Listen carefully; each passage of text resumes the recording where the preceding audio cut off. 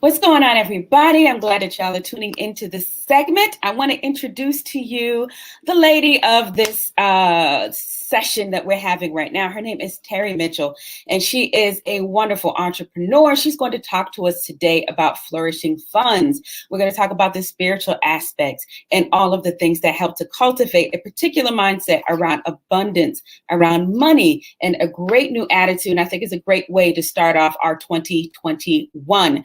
Terry is an owner of Beauty Bar Pflugerville and Co Tech, and investor in Everybody Studios and Austin Socialite and the Black Leaders Coalition. She really does it all, and she's a fabulous, gorgeous Caribbean woman, a mother and wife. So I want to introduce to you Terry Mitchell, everybody. Yay! Hello. Thank you so much for having me, Key. Thank you so much for being here. Be patient with me. This is wonderful. I'm so excited. I'm so excited to talk about one of my favorite subjects. I'm honored to be in your presence. Thank you so much for doing this for our community and everything that you do for our community. Thank you. And we're going to talk about the things that you do for your community. I want to dive in real quick, first of all, just on an interpersonal level. And I want to hear about Tiny Terry and how you kind of came into this feeling that you wanted to be a businesswoman. You wanted to go get it. Yeah, Tiny Terry.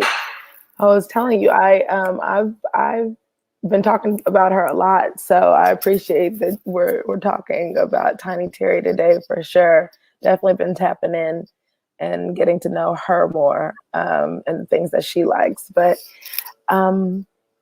as far as Tiny Terry, she knew that she would be an entrepreneur pretty early. I remember those fundraisers that you would do for school and stuff like that, and me being a little too interested, compared to my friends, and how you sold things, in terms of meeting people and capturing their attention for a product and turning that into funds. And, so I knew that. And then I there was an experience where I realized, I can make a cent or two off of these bottle caps that came off of the glass bottles and off of the can bottles, the cans. You could make, if you were to collect them. And I started having my family, like my cousins and my sisters, start to collect them with me around the neighborhood.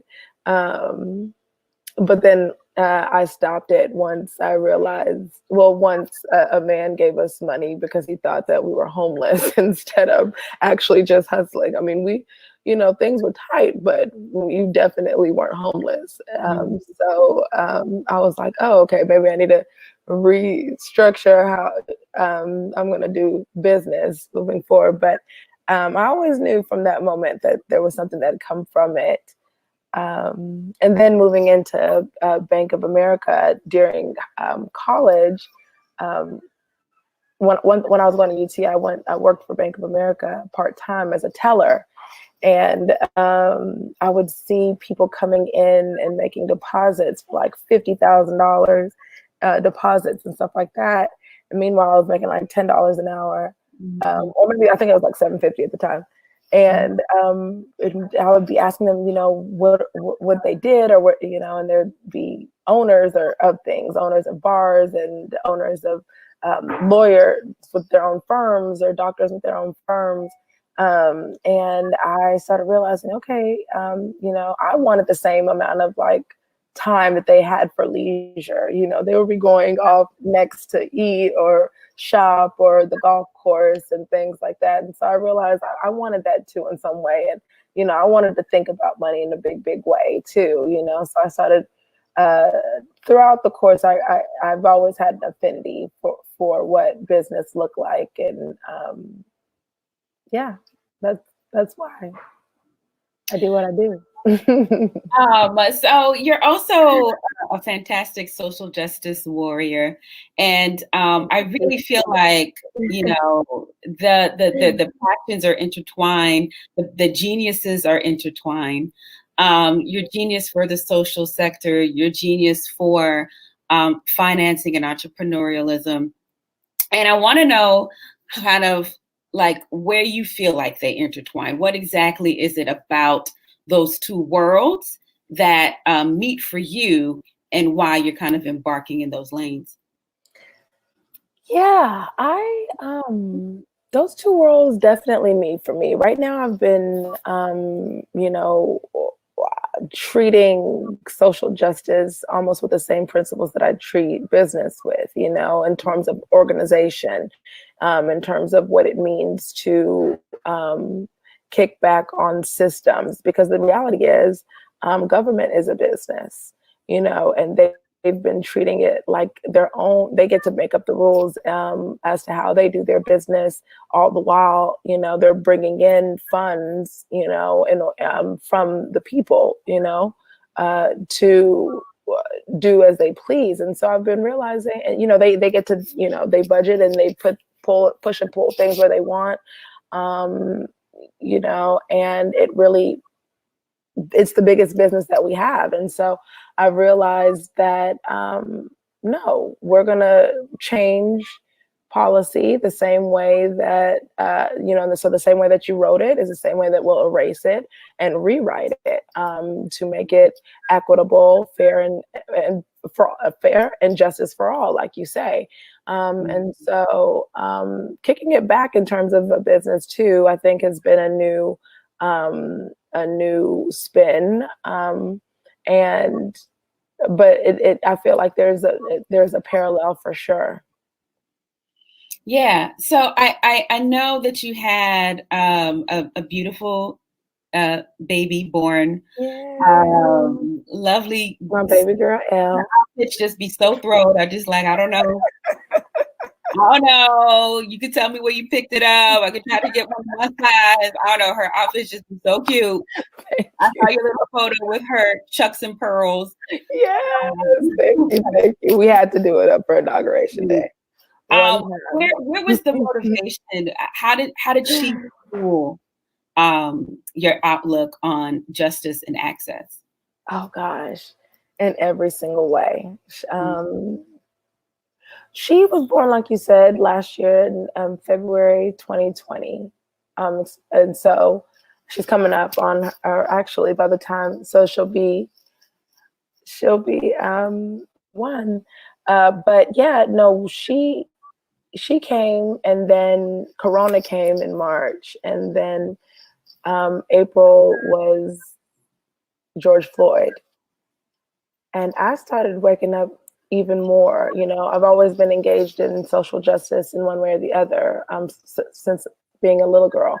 But I realized that things were going to have to change for her in a big way in Austin. I realized that the divide was getting bigger and bigger. And if we were going to stay here and I was going to remain here, she had to see something different by the time that she was, cognizant enough to understand what was going on. And that meant hitting the ground running. I simply said, you know what? The leaders of Austin are not talking to each other. They need to talk to each other. And so I've just simply pulled them together for a conversation. And from that, we've organically, created the Black Leaders Collective. But it was all about coming together and organizing and doing your piece of the work, just like in a business, just like in a company. But for the community, though, this one was for the community. This one, we may not get to see the results, and I gotta stop saying that, because we've actually started seeing the results. Right. But what we're building is truly for generations to come. And specifically so that my baby girl, by the time she's ready to take on whatever place and space she wants to, and in Austin or this world for that matter, it's seen differently. So she's a big push to why she is the push, why I'm pushing back so hard lately. So growing up in Trinidad and Tobago, you had a very different life. Yes. Than here. And it helped to inform your perspective on what is accessible, right? Yes, yeah, absolutely, in every single way. My mom and my dad, they had separated really early. So my mom and my dad are from Trinidad, but then they moved to Austin. I was born in Austin. After they separated, my mom moved me back to Trinidad. So for a couple of years, when I was little, maybe about 5 to 7. And at that age, I realized that everyone was of color, primarily a Black and Indian community. And everyone was of color and everyone had their own business in one way. They contributed to the puzzle, right? There was Black doctors, Black lawyers, the school teachers were Black, the school, everyone at the school, the grocery store, I knew them, and our prime minister was Black. Everyone was Black. And so that's all that I knew. That's what I recognized very early, in my most conscious stage of life, what life looked like for the Black community. And I expected nothing less. And I still don't. I expect nothing but greatness and abundance for the Black community, because I clearly see and know, and I've seen that there's enough for all of us to eat. There's enough for all of us to thrive to whatever we want our lifestyle to look like. So I've very early recognized that. And then moving back to Austin, after my mom kind of settled back in, to being able to provide for me and my sisters, I seen a Black community in Austin too. You know what I mean? There was a Black community in East Austin. We had Black restaurants. There was people of color at our grocery stores and our convenience stores. I believe at the time there was a Black bank, if I'm not mistaken. And so, us going back and forth to the library, the Carver, it was us, running around the neighborhood to and from each other's homes, up and down the East Side. And so I grew up in a different Austin. But then I moved away, after college. I figured I'd done every single thing that, I wanted to do. And in Austin, and I was tired of the, people that, there was this hateration vibe going on in Austin. Some hateration and, the crab in the barrel mentality was tough and high there during that time. And I don't think it's like that now. I want to be clear. I keep saying that. I'm loving the vibe that we're on in Austin as far as camaraderie and love and support, because that's what it's going to take, And the more that we see that, the better off our community truly is going to be. When there's real love, there's real connection. And so, and where there's connection, there's only growth, So I do see a difference in the vibe, but back then it wasn't like that. So I was ready to go. I was ready to get out of there. And I think that's what happened to our community, a piece of what happened outside of the system, the design of taxes and, them coming back for the land. A piece of it was that quite a bit of us was ready to get out of there, you know what I mean? And go and see something different, a different world. And so we left it behind, and I come back and it's completely different now, Key. It's like, completely different. It's a whole nother world. And it happened in the blink of an eye, and you really don't know what you got till it's gone. And that's a true sentiment. And I know many of my fellow natives and those that have been with us for a long time and remember those days can say that, we didn't know what we were giving up. And so otherwise we would have fought harder. But with that, I realized, no, Austin, we're not playing those games. Y'all have wronged us time and time again, and this time we want every part of the table. We don't just want the seat. We want the legs. We want the legs. We want the table. We want the table. Okay, just go on and give us that table. Okay. So, but yeah, and that's where we're at right now. But and that. One second. Key's a busy woman. Yeah. Right. Always on the go. In about 7 months. And so that kind of what I want to talk about, that isn't just like limited to um, uh, our social justice sector or equity, etc. But it's also just like a spiritual call, right? Oh, That your life and what is yours isn't just this sequestered. It isn't just this little nook that is available to you. You can have the nook. You can have the chaise lounge chair that's in there. You know what I mean? The grapes that are coming into it's all yours, right? yeah, Um, absolutely. and so like our attitudes though, when it comes to money, there can be trepidation, there can be distance sometimes. Some of it has been built in, some of it is social just the construct of the way things are with the have and have nots in the world. But some of it is really something we can overturn within ourselves. I just want to know what your walk with that was. Yeah, so growing up after my mom and my dad split, I seen a lot of struggle for a little while. She was trying very hard to make ends meet, and I was helping her along with that very early. And so I realized I had to do the work on how I see, and I even still am doing the work on how I see money. And I also realized early with going back and forth to schools on the east side and the west side that privileged white people, they see money differently too, and and so I had to start doing some real work on that, on abundance. And I think it's going to be forever, something that I do work on. I do believe that when you truly in your spirit know that you are a source of the earth, a source of God, of the universe, that you have to know that if the flowers get, what we were just talking about grass before filming, if the grass is growing, and the water is flowing, that, I will always and forever be okay, and I have the capacity in every single thing that I do to continue to grow and to thrive and to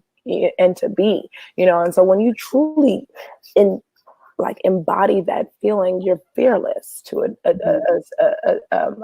you're truly fearless, and you can go and be in the world and demand whatever you want. It may not come when you want, it may not come today, but if you continue to kick whatever door you're knocking on, after a while it's done, it's gonna open, you know what I mean? Or you're gonna knock it down, one or the other. It'll open, someone will open it, or you will knock the whole door down, but whatever you put your mind to, it truly can grow. And so, abundance is a real thing. And what you say out loud, what you write with your hand. I always tell people, write your goals with your hand. There's energy and power in that. Don't type it, write it. Say it out loud. Write it somewhere where you can see it. The things that you want in life, because once you see it, say it, and write it down, it is yours. It is yours. The universe has said yes to you. And so with abundance and the knowing, you've got to know, because a lot of people play games with themselves as to what they want in life. You got to know what you want. What do you want? Because there's going to be noise to tell you, oh, there's this you can do and that you can do. And you can pick up a lot of those things along the way. I mean, I've done it, you know what I mean? And so you can too, but you got to zone in, get that to a certain place, move on, zone in, get that to a certain place, right? Or know that you'll be picky-pocketed in all of them, and it'll just take a little slower to grow, and that's fine too. But whatever you put your mind to will, when you are in a good space with your mind, body, and soul. That's right. Okay, because we think we can put our mind to it and our body and soul not be in check, right? If you're doing people wrong out here, if your intentions are ill, if you're not, walking in the way of life principles, that carry through any religious that speaks of love, you're probably not going to be reaping, so much. Again, it's, the tree needs soil, it needs water, it needs light. So you have all of these things, you have to give it more than just one piece. But when you fed your mind, your body, and soul, and goodness and in truth, whatever you put your mind to will soar. That's Anything, right. anything that you put your mind to will soar. Right. And so like your ability to transition into that space, what I'm sure there's a variety of moments, but something had to have, kind of clicked in you to be like, I'm thinking about this wrong. And what was it? I mean, obviously you were seeing things, you were, working in a different area of the city, which kind of influenced, like, I didn't even know people could deposit a $50,000 check like it wasn't nothing. Like, Oh, I mean, houses, being in Trinidad, being able to see fruit and water and people not want for as much. All of those things influenced you, but they had to, because your businesses are doing well, and you also are teaching about these principles also. So I want to touch on that before we head out. But yeah, if you could source that realization, that pinpoint where that realization really hit for you, that would be great for the folks out there. I realized that we needed to change the way that we were thinking about money in school, in high school. I went to Austin High School. It was the same school that Laura Bush and Jenna Bush went to, and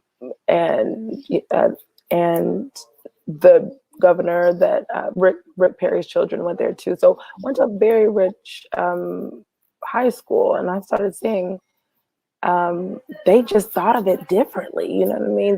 They would buy the most ridiculous things. The children were buying it. The homes look different. And I started saying, oh, there's a complete, they don't, I'm here trying to make dollars and cents meet, and they don't eat. That's not the world they live in. And so I started realizing, just by little things that they said that, compared to me as a child, how I would think of money, I started realizing, that's different. But then I started reading more books. I started reading, How to Get Rich, Think and Grow Rich, and again, working on myself in that space, if that's the area that I was putting my mind toward. And it was all about the mind, and it's all about, because there's something, and I think I've coined it, I don't know, but there's something called broke PTSD, right? And so when you know what I mean? And so when you've been in a place of struggle so long, you are constantly like, I can't spend this dollar, or I'm gonna spend it with everything that I got, because shit, it'll come back. Even if it don't, I know what struggle looks like. You can never harm me, right? And either one of those, pieces it's still a form of PTSD,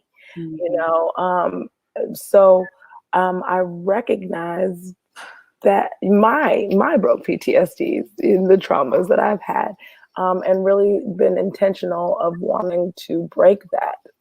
Because I do believe that poverty is a curse. I don't believe that God wants poverty for any of us. And I do believe that there's more than enough in this world for all of us. And so that there was a tapping in that had to have happened.